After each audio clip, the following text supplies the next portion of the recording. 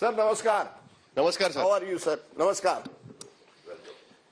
Most difficult person to catch in Maharashtra politics doesn't give interviews. तुम्ही नरेंद्र मोदी सारखे आहात. You are like Narendra Modi. Don't give interviews. And very difficult to meet him because since morning at around 5:30 there is a crowd outside his office. That's right. More than 300 people have assembled outside Ajit Pawar's house here in Baramati since 5 a.m. in the morning. आप उठते कितने बजे हैं?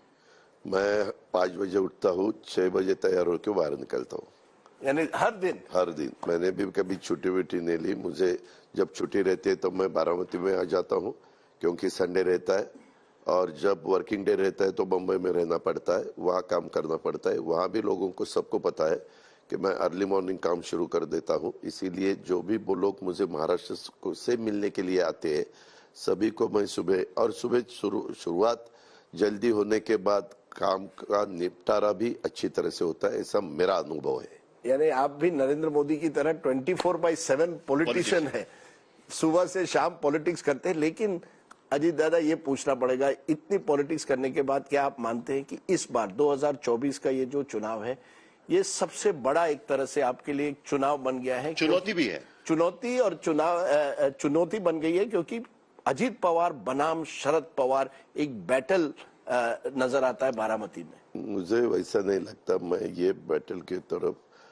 एक Narendra Modi versus Rahul Gandhi ऐसा ये चुनाव है. नरेंद्र मोदी बनाम राहुल गांधी. नरेंद्र मोदी बनाम राहुल गांधी ऐसा ये चुनाव है, ऐसा मैं मानता हूँ. क्योंकि हम जब वोट मांग रहे तो यही बोल रहे हमारे लोगों को, वोटर को, कि अपने को रूलिंग पार्टी तीसरे दफा ये देश के प्रधानमंत्री मोदी साहब होने वाले ही है, तो उनको सपोर्ट करने वाला हमने ये भेजा, मेंबर ऑफ पार्लियामेंट भेजा, तो अपने को ज्यादा फायदा होगा, वहाँ की डेवलपमेंट होगी, वहाँ फंड्स आ जाएंगे, वहाँ का बहुत सारा काम हम निपट सकते हैं, ऐसा मेरा कहना है. लेकिन ये दिल्ली की बात हुई, राहुल गांधी बनाम नरेंद्र मोदी का चुनाव हो गया, लेकिन बारामती में तो कहीं ना कहीं जब सुनेत्रा पवार आपकी पत्नी लड़ती है आपकी बहन सुप्रिया सुळे के खिलाफ, तो मैसेज तो ये जा रहा है ना कि पवार फैमिली की एक प्रतिष्ठा की लड़ाई बन गई है कि बारामती का बिग बॉस कौन. और खास करके जब हम देखते हैं कि शरद पवार हर जगह जाके रैली ले रहे हैं, आप बारामती में कैंपिंग करके बैठे हुए हैं, तो लड़ाई फिर अजीत पवार वर्सेस शरद पवार ही दिखने लग जाती है. और वो भी परिवार की लड़ाई. वैसी नहीं है. आप मीडिया ने वो ज्यादा दिखाने की कोशिश की है बार बार. यहाँ तो किसी ने बताया कि मुझे कहा कि कल न्यूयॉर्क टाइम्स के भी कुछ लोग आए थे, आप भी कल थे, बाकी के भी लोग आ रहे देखने के लिए. मीडिया को तो ये मिलना ही चाहिए कि क्या चालू है क्या नहीं, लेकिन मैं वैसा नहीं मानता. मैं मानता हूँ कि ये जो लड़ाई नरेंद्र भाई मोदी वर्सेस राहुल गांधी ऐसी है. ये चर्चा दिल्ली में है कि अमित शाह ने आप पर दबाव डाला कि आपको अपनी पत्नी को खड़ा करना पड़ेगा इस चुनाव में सुप्रिया ताई के खिलाफ, तभी हम मानेंगे कि असली अजीत पवार पर विश्वास कर सकते. ये सरासर झूठ है. झूठ है. ये सरासर झूठ है. मेरे जो भी कैंडिडेट जो रायगढ़ में हो, बारामती में हो, धाराशिव में हो, या शिरूर में हो, या परभणी में हो, कोई भी बात उन्होंने नहीं कही. वो बोले कि जो इलेक्टिव मेरिट होगा वो कैंडिडेट आप दे दो. एक एक कैंडिडेट जिताना बहुत इम्पोर्टेंट है. अपने को ज्यादा से ज्यादा एमपीज महामोर्चा के जीत के आने चाहिए. ये और एक जो दिल्ली में प्रचार चलता है, दिल्ली में नहीं देश भर में आपका नाम लिया जाता है और कहा जाता है कि देखिए जब भी, और पूरा विपक्ष ले रहा है कि अजीत पवार जिस पर नरेंद्र मोदी जी और बीजेपी ने गंभीर आरोप लगाए थे, इरिगेशन स्कैम, सिंचाई स्कैम में 70,000 करोड़ का स्कैम के बारे में कहा था, एमएसएबी महाराष्ट्र स्टेट कोऑपरेटिव बैंक के स्कैम के बारे में कहा था, उसी अजीत पवार को अब बीजेपी में शामिल किया गया है, आप उनके सहयोगी बने हैं और आपके खिलाफ केसेस जो है एक वॉशिंग मशीन की तरह खत्म हो रहे हैं एक के बाद एक. ये विपक्ष बार बार कहता है, आपका चेहरा दिखाकर कहता है ये वॉशिंग मशीन की सरकार. रामलीला मैदान की रैली में भी यही मुद्दा रखा गया. विपक्ष वालों हमेशा ये इसके बारे में बात करते हैं. मेरा ये कहना है कि मैंने महाराष्ट्र में, मैं ज्यादा सेंट्रल का नहीं बोल रहा हूँ, महाराष्ट्र में जो मेरे ऊपर एलिगेशन कर रहे हैं उनके सबके साथ मैंने गवर्नमेंट में काम किया है. मैं जब उनके साथ रहता हूँ तो वो एलिगेशन नहीं करते. मैं जब उनके साथ नहीं रहता तो वो एलिगेशन करते हैं। लेकिन ये इसने- सच्चाई है ना कि केस धीरे धीरे बंद हो रहे हैं। नहीं ना, इंक्वायरी चालू है, उसमें से कुछ तो inquiry Uddhav Thackeray ji chief minister थे तब भी सी समरी वहां दाखिल की थी। ये सरासर झूठ है। लेकिन एक तो 70,000 करोड़ का काम ही जब मेरे ऊपर एलिगेशन किया तब हुआ नहीं था। टोटल काम हुआ था 42,000 करोड़ रुपया, और उसमें से सैलरी भी जमा थी। तो कैसे 70,000 करोड़ का? अभी किसी ने क्या आरोप लगाना चाहिए?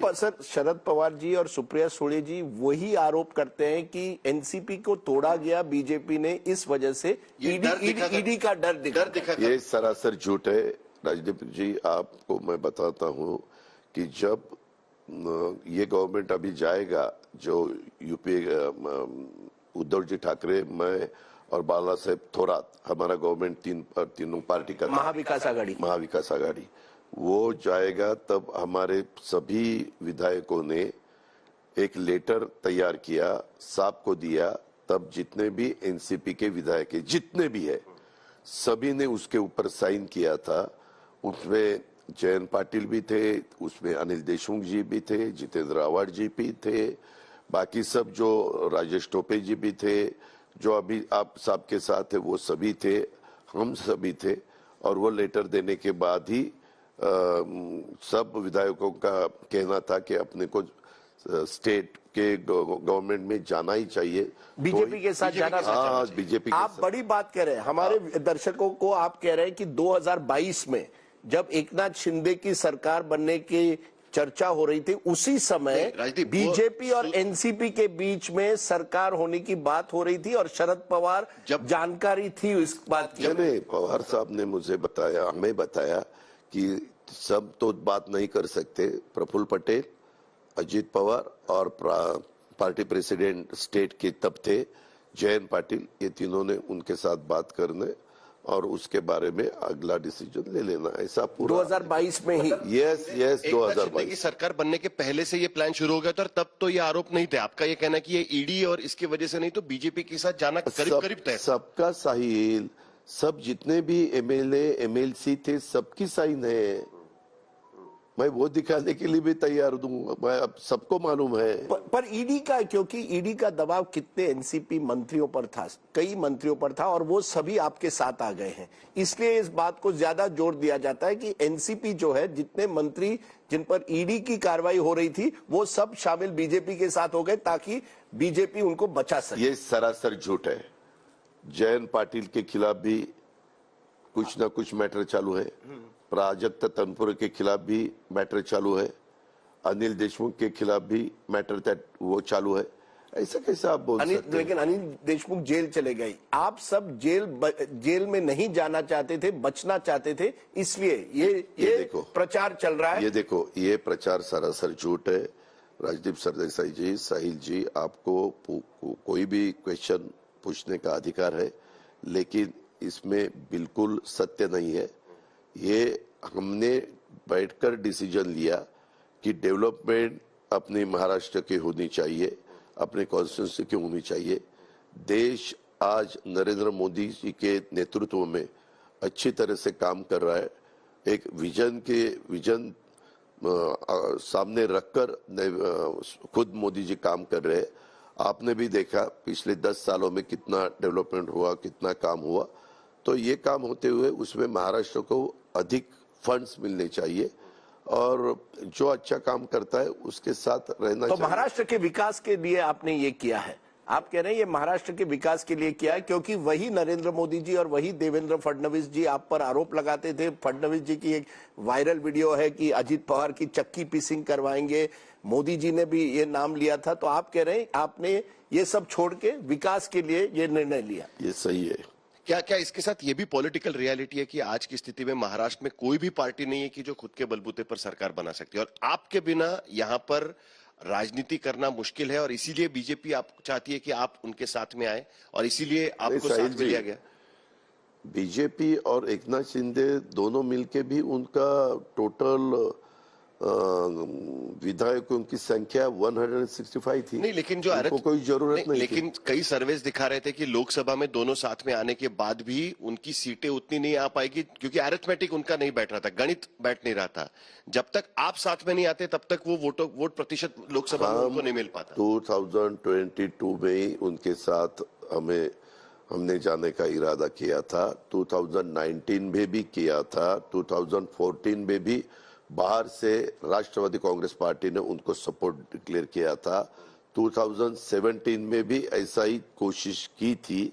ऐसे अलग अलग बहुत से हमें मालूमात है कि तब ये कोशिश हुई है, और ये बहुत लोगों को जो मेन हमारे पार्टी के काम करने वाले लोग हैं उनको सबको मालूम है। यानी आप नहीं समझते कि बीजेपी ने आपका इस्तेमाल किया है, कि वही बीजेपी जो आप पर आरोप लगाती थी, आज तो विपक्ष लगाता है, बीजेपी ने भी लगाई थी, आज वही बीजेपी एनसीपी के साथ जुड़ गई है।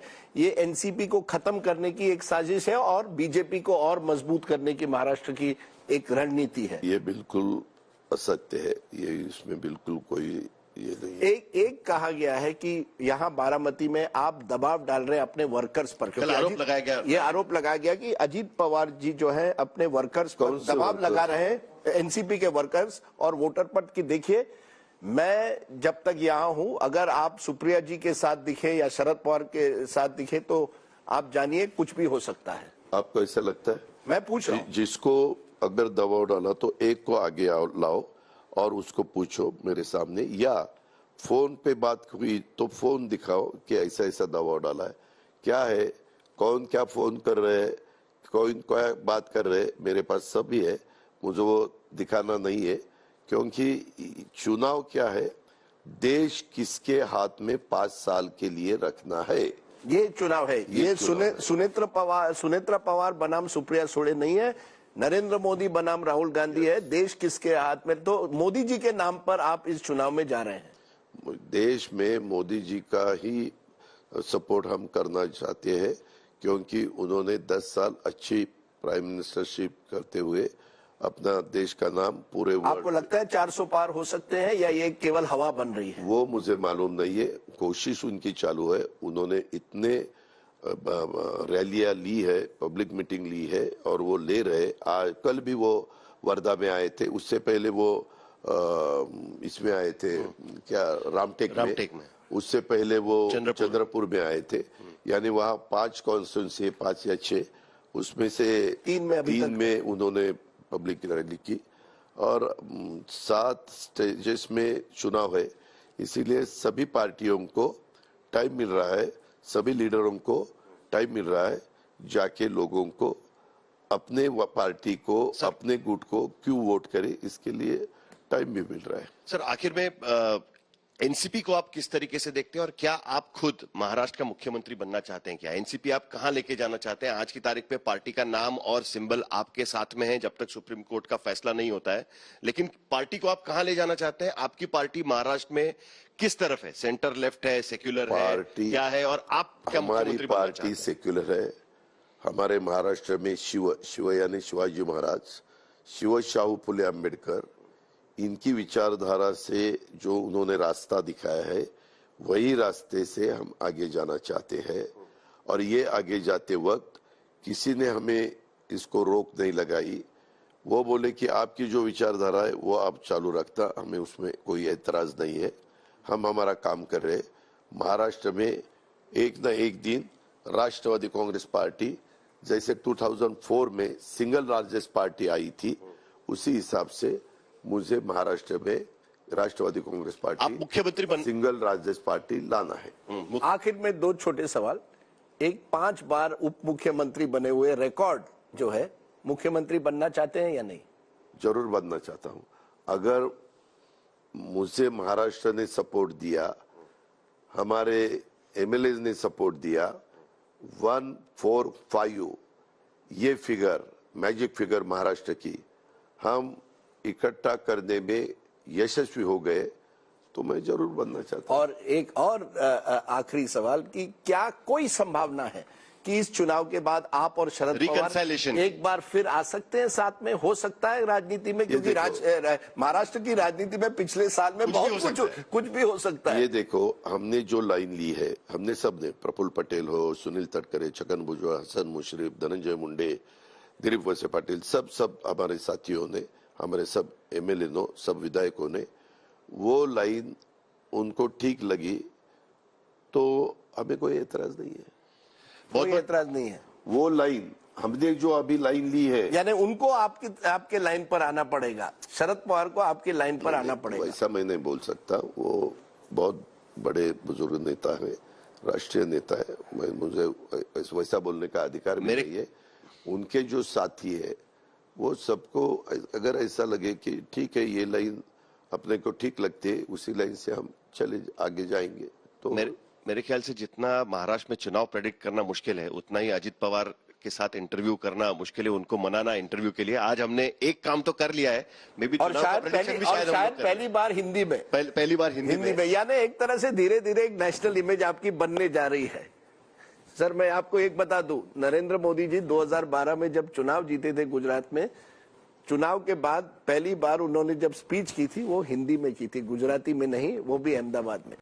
तो कौन जाने कल क्या हो अजित पवार जी, कौन जाने।